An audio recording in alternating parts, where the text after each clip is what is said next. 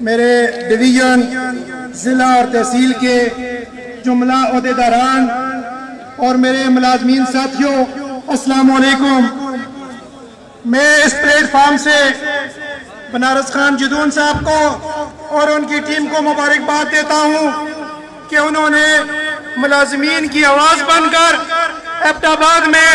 ایک زبردست پنڈال سجایا ہے۔ میں حکومت وقت سے مطالبہ کرتا ہوں، آج یہ ملازمین جن کو دفتروں میں ہونا چاہیے تھا،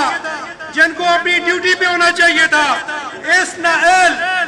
اس نالائق حکومت نے، اس نیازی حکومت نے ان ملازمین کو روڈوں پہ لا کھڑا کر دیا ہے۔ اور میں اپنے مرکزی اور صوبائی قائدین سے یہ ریکویسٹ کروں گا کہ اب یہاں سے نکل کر ہم نے بنی گالہ کا رخ کرنا ہے انشاءاللہ، اور ہم نے بنی گالہ میں اس